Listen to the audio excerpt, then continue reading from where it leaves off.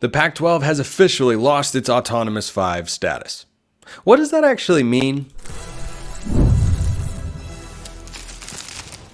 You are Locked On College Football, your daily podcast on all things college football. Part of the Locked On Podcast Network, your team every day.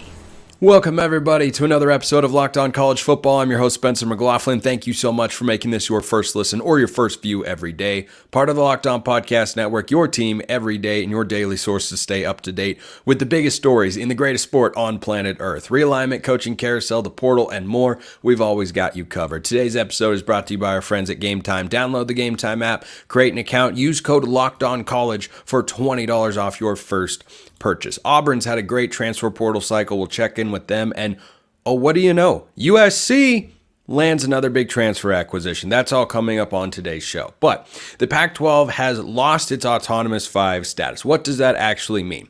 It is essentially a formal recognition that the Pac-12 is no longer a Power 5 conference, and it will never be a Power 5 conference because it does not appear to me there is any incentive structure in place for the Big Ten, SEC, and by extension, somewhat, the ACC and the Big 12 to re-grant them that particular status. So because they've fallen under 8 teams, the NCAA, beg your pardon, I misspoke a little bit there. The NCAA didn't do any of this. The conferences, college football, has the authority to say, yeah, you're no longer going to be able to help us make these sorts of decisions because it's referred to as the Autonomous 5. We've called it the Power 5. It's now officially the Power 4 in college football.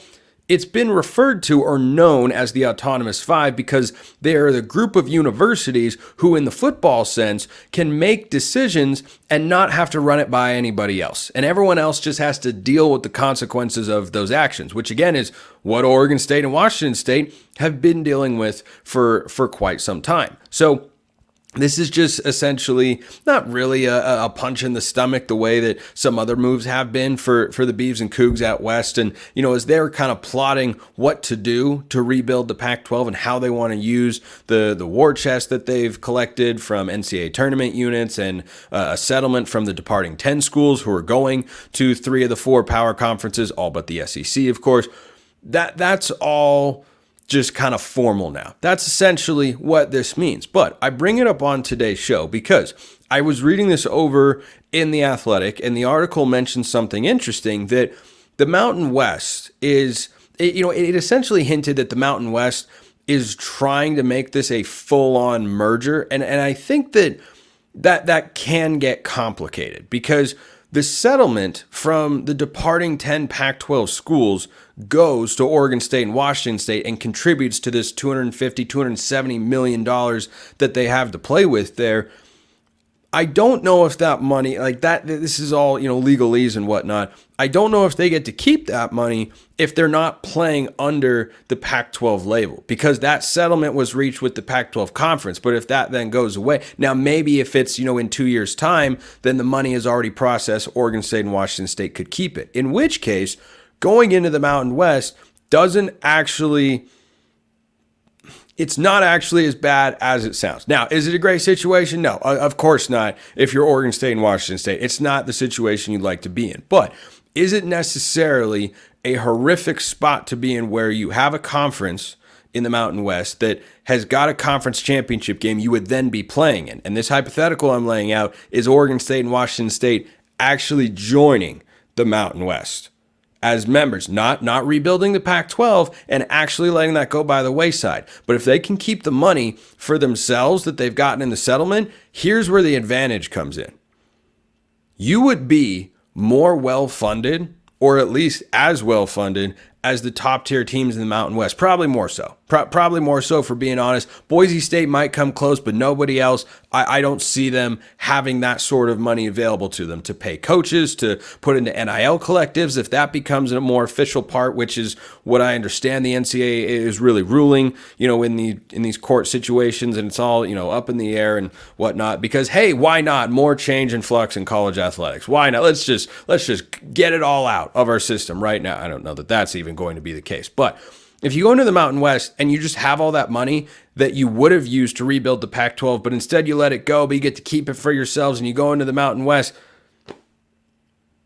that is playoff access.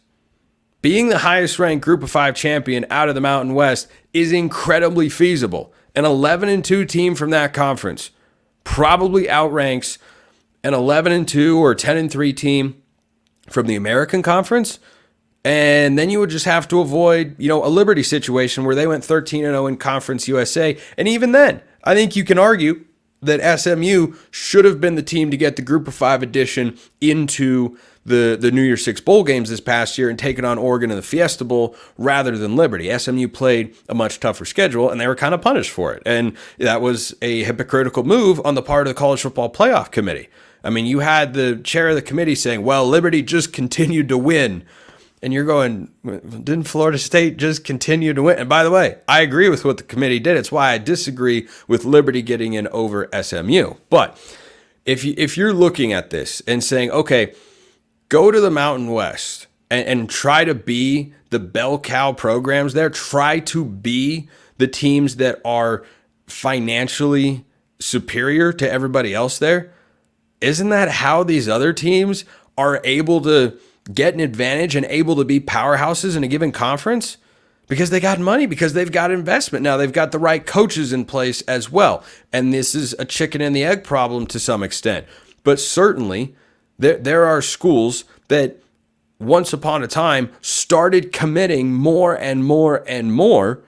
And they have just kind of grown their brand to a point where, yeah, everyone sees them as a top dog there. So I don't think it's the worst thing in the world, but the article also mentioned the possibility of, a not complete merger with teams from the Mountain West costing in the neighborhood of about $130, $140 million. Well, that's just not very much when you have 270 sitting around. That'd be pretty darn feasible. Grab a couple from the American, boom, premier Group of 5 conference in all of college football, playing under the Pac-12 label. But this move to strip the Pac of the autonomous 5 status does solidify the fact that, Pac-12's days as a power conference, they're done. They're over. They are not going to return. There is no realignment move. There are no chess pieces that can be organized in such a way to regain this status. It will not happen, and you just have to figure out what is the best path forward. If you're Oregon State and Washington State, how do you navigate this landscape to set yourselves up for success in whatever conference you end up playing in a couple of years' time? By 2026, Oregon State and Washington State will be playing in one of 4 conferences.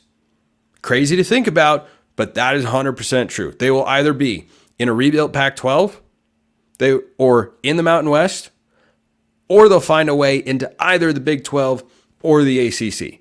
And certainly, as I've said many times before, and everydayers are well aware of, got to wait and see how this ACC stuff plays out before you announce your next move. But certainly they need to be plotting their next move. And as it pertains to football in 2024, it's such a huge year for Oregon State and Washington State. You get one chance to make a first impression, right? You have got to put your strongest foot forward this season and show everybody else, we are the cream of the crop. And if they end up joining the Mountain West in a couple of years, make everybody understand, that's the best Group of 5 team to go to in the best Group of 5 league in the country, which would be the Mountain West if that were the case. But you have to establish that this year. It's a big, big upcoming year for Jake Dickert up in Pullman and Trent Bray in Corvallis. Hugh Freeze down at Auburn, been making moves. Big, big moves. Auburn right now, absolute winner in the transfer portal. Before we get to the Tigers, this episode is brought to you by Game Time. Game Time is now an authorized ticket marketplace of Major League Baseball, which makes getting tickets even faster and easier. Prices on the Game Time app actually go down the closer it gets to first pitch. Not up, down. With killer last-minute deals, all-in prices, views from your seat, and their lowest price guarantee, Game Time takes the guesswork out of buying Major League Baseball tickets, and certainty is much better than uncertainty. Save up to 60% off buying last minute for sports, concerts, comedy, theater, whatever you're looking for, and you can save even more with exclusive in-app deals on select seats ahead of the game or event. Take the guesswork out of buying tickets with Game Time. Download the Game Time app, really easy. Create an account, use code LOCKEDONCollege for $20 off your first purchase. Terms apply. Again, create an account, redeem code LOCKEDONCOLLEGE. That's Locked On College for $20 off. Download the Game Time app today. Last minute tickets, lowest price guaranteed. This episode of Locked On College Football also brought to you by our friends over at FanDuel. It's playoff time in the NBA and NHL, the former of which I am particularly a fan of. Playoff basketball, I'm all about it, and you can spice it up with FanDuel. Baseball is in full swing as well. I'm a big baseball fan too, and FanDuel's your place to bet on every game. Right now, new customers get $150 in bonus bets guaranteed. That's $150 whether you win or lose. It's that easy. You could call it a slam dunk, but okay, I'm done.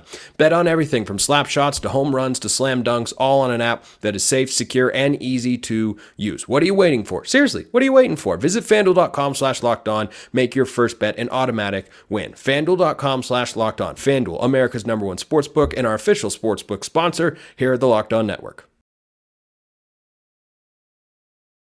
Auburn's been killing it in the transfer portal. Their biggest weakness, well, it's really been addressed. Zac Blackerby, Locked On Auburn, joining me here on the show. What's the latest with the Tigers here, Zach? Sounds like the spring transfer portal window has been very kind to Hugh Freeze and company. Yeah, they've been busy. Spencer, you and I talked after Auburn's A-Day game a few weeks ago.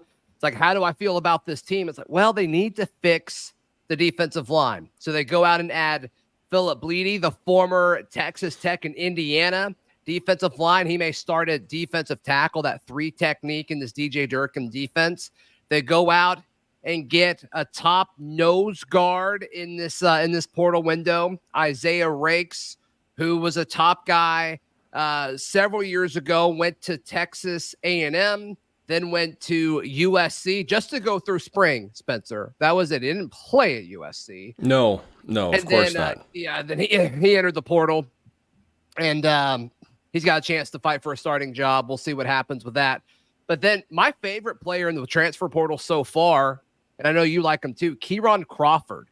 Very raw, very explosive edge rusher from Arkansas State. This guy's been playing football for like 5 minutes, Spencer. He didn't start playing football until his senior year of high school. And so what does he do? He becomes one of the better pass rushers in the Sun Belt. And this is the beauty of the transfer portal, right? This is what the transfer portal was supposed to be.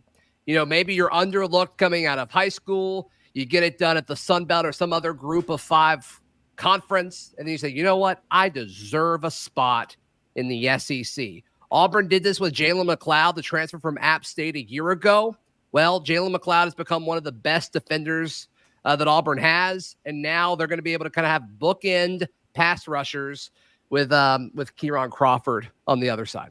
Yeah, it's a really solid haul of guys to bring in the trenches, and I think there's a balance to it, right? Crawford's a little bit more raw. Philip Bleedy, who I've talked about a couple times on the show before, he's the opposite of raw. He may not have the highest ceiling in the world. Yeah. I don't think he's a future first or second round NFL draft pick, but this is a guy going into his, I believe, 5th or 6th year of college football. He's been in weight rooms all that time. He's been on the field. He's been productive at the Power 5 level in the last several seasons. And then you mix in a couple of guys who are maybe not as proven, who are looking for that opportunity to really pop. So how much better does this make Auburn's defense? How much more differently do you view them on that side of the ball? I think it raises the floor. I think the ceiling is about the same. Maybe Crawford raises the ceiling a little bit just because he is so raw, and you and I really like his upside there.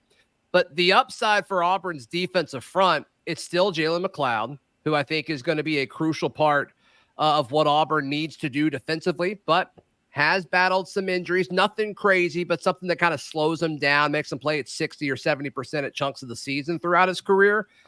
I think Keldrick Falk, the former 5-star, went through his freshman year and then kind of had a quiet spring where a lot of people expected him to take that big step, but can he play like a 5-star as a sophomore? But really raises the floor, which is essentially what you described with Bleedy And then, Rakes is a guy who's been playing college football for a hot minute as well within the SEC. And so I think Auburn's issue with the defensive line leaving spring was, okay, I think their starters are fine. But if something happens to any of these guys, like, I don't know what they're going to do. They've got a bunch of really talented freshmen, but you don't want to play true freshmen in the SEC unless they're a really special player. And even then, it usually takes them a year to kind of get acclimated, or maybe halfway through their particularly in the defensive line. Anywhere in the trenches, it's really hard to come in and just contribute at the Power 5 level right away, especially in the SEC or the Big Ten. Yeah, so what do? They go out and get some older guys to kind of bridge that because they don't want to tick off the young guys, right? Which is kind of, sadly, it's part of the strategy of building a roster. It's like, well, I don't want to go get somebody that'll force one of my talented young guys to leave. So you go and get guys with limited eligibility so you can go to them and say, hey, you're still the future. Don't worry. Your spot for next year is there because he'll be gone. There's no need to worry, which is fascinating. We can do a whole show on that, Spencer. But yeah, I think the defensive line is certainly better. Auburn's win total, according to our friends at FanDuel Sportsbook, was listed at 7.5. And I was pretty consistently taking the under on that, thinking Auburn would either win 6 or 7 games. Now I think I'm taking the over. I think Auburn is an 8-4 football team after the addition of these 3 guys beefing up that defensive front. Which game do you look at that was maybe a coin flip, or you didn't feel great about, or not sure if the defense could kind of make that play that these guys could help you kind of get over the top? Which matchup do you look at and go, I feel like with these 3 defensive line transfers, that's a team that Auburn is now going to have a better chance to beat? That's interesting. So let's just go through the toss-up games on Auburn's schedule, or at least the games that I think are toss-up games. Auburn will host Oklahoma week 5, week 6. It'll be Oklahoma's first road game in the SEC. And this is a team that's replacing their quarterback, that's replacing all 5 starting offensive linemen. And so you bring in some experienced guys who have played a lot of college football. That could be a potential matchup thing. It's in Jordan-Hare Stadium, so I think that'll help the Tigers there.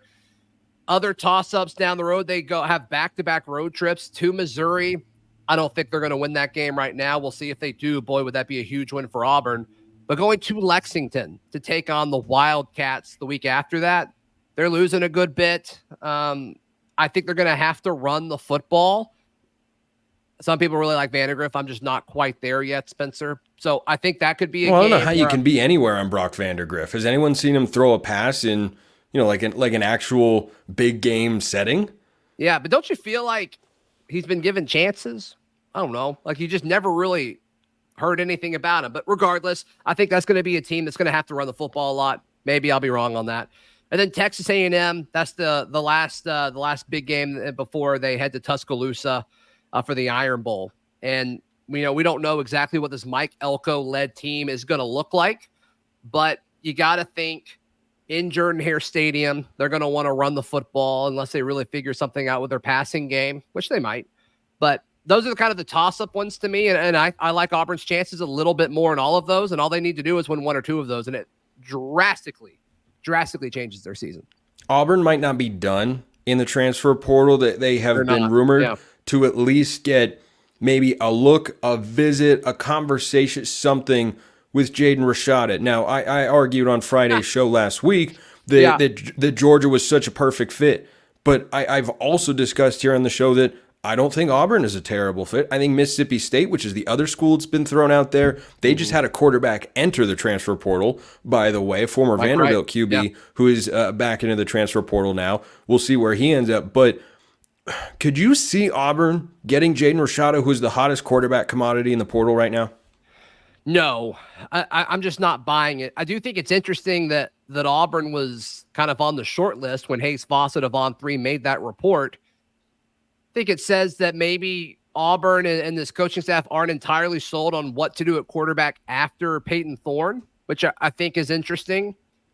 But to me, I just don't see it. I don't fully get that. I think Auburn has some young, talented quarterbacks on campus. This could be the type of thing, though, where they say, hey, just get as many young, talented quarterbacks on campus as possible.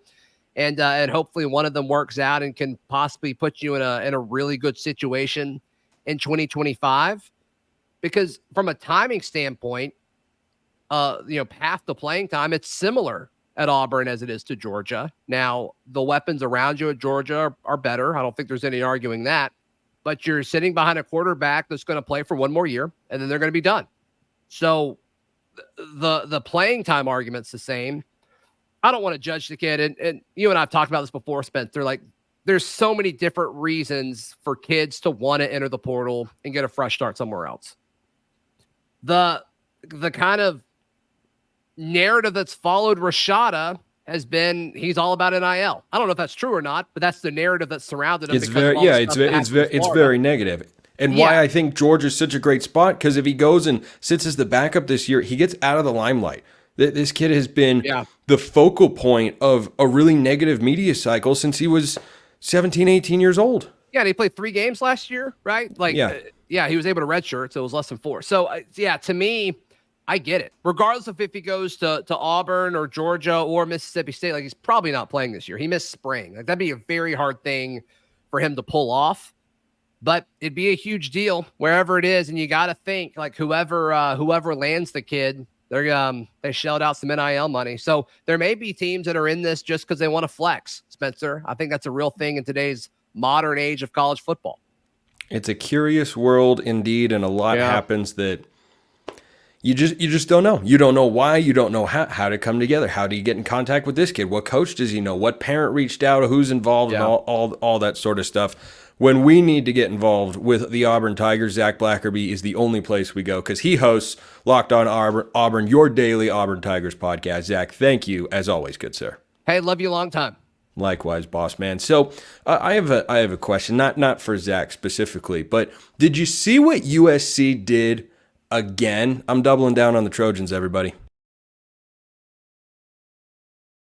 Before we get to the Trojans, I have been told from time to time that I'm a competitive person. And if you think that's true, you are definitely right. I have a competitive side. We all do. And my competitive side is a big fan of Monopoly Go. I'm sure you've heard of it. It's been downloaded over 150 million times, including right here on this mobile device that I have in my possession. It's a great twist on Monopoly where you play on not one, but hundreds of Monopoly boards in crazy locations, building up amazing cities that bring you big money. But the best part is messing with friends. You can charge them rent on iconic properties just like classic Monopoly, and you can heist their vaults of riches for yourself, and the leaderboards show you who the biggest Monopoly tycoon is. But if you're not into that combative spirit, you can have collaborative efforts as well. Team up with friends, and people all around the world in timed tournaments to earn huge rewards. So get in the game and join your friends. Download Monopoly Go, now free on the App Store or Google Play.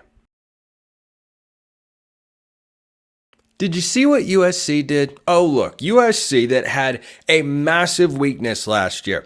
I was watching Josh Pate's show the other day, and he put up a graphic of USC's defensive numbers. They were horrific, abominable, disastrous, catastrophic. They were as bad as you could possibly be. Look how many times they allowed 40 points last year. That was a mess. Can you fix it all in 1 year? Maybe not. Can you fix a good chunk of it in 1 year? Yeah, I think you can. I think you can, and USC is doing just that. So they've added Greedy Vance from the transfer portal from Florida State. This was one of the most highly coveted defensive backs that the portal had to offer, and USC picked him up. Trojan fans, forget about what could have been if Alex Grinch had never come to Los Angeles. Forget about it. Focus on the here and now. I think USC should feel really, really good about what they're building on that side of the ball. And it'll come down to whether Miller Moss is actually able to replicate what he did in the Holiday Bowl, over 400 yards and 6 touchdowns. If he is that sort of guy, not necessarily every week, and USC's defense is just competent, yeah, this is the easiest over bet on FanDuel, which is 7.5 right now. I'd take that over. But Greedy Vance, big addition. Here's what USC is getting. Florida State is losing Greedy Vance to the transfer portal.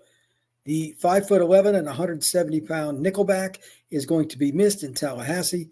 So what's the next team that gets Greedy going to get?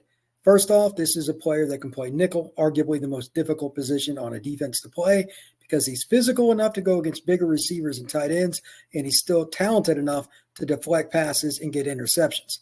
Last season, Vance only gave up 40.7% of the passes thrown at him. to be completed.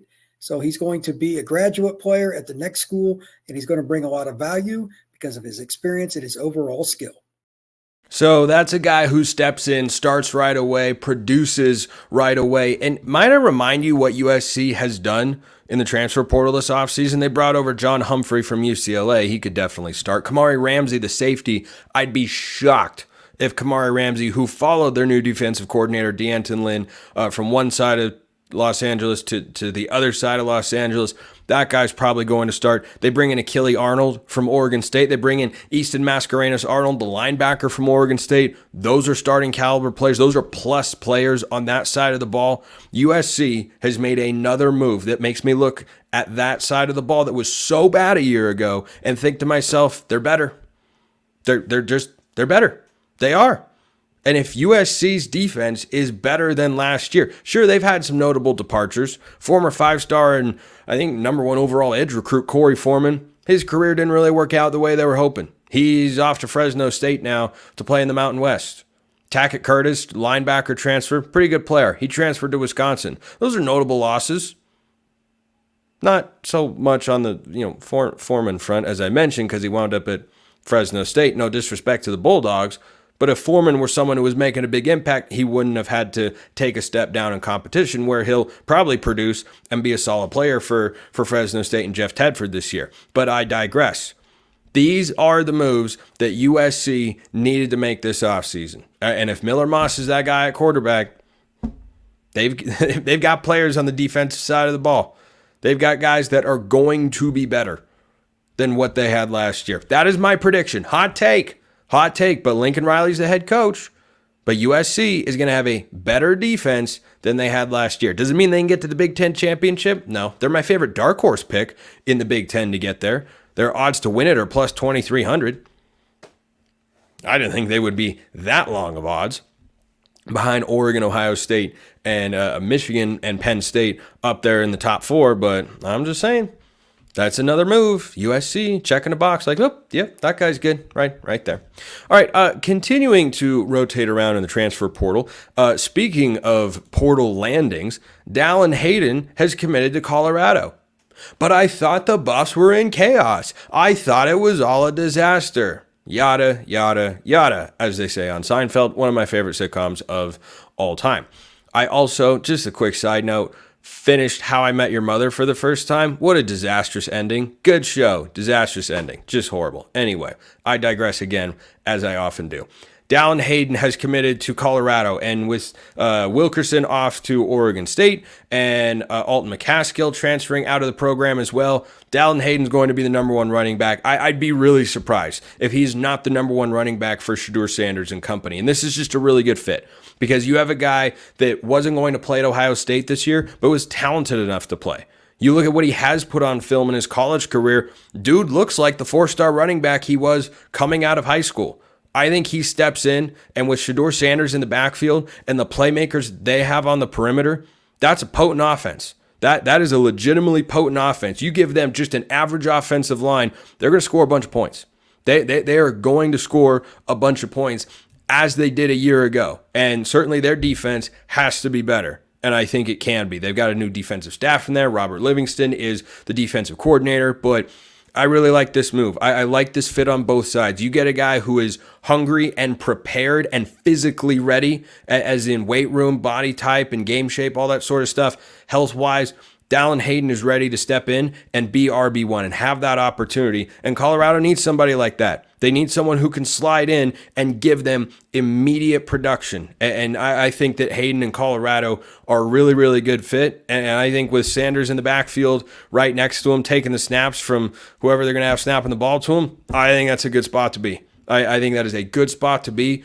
Weapons-wise, Colorado, again, no problem, no issues. It'll come down to the trenches and the defense as well. But I like that move quite a bit. Here's another transfer portal name you just got to be aware of. This guy, you talk about crazy stats.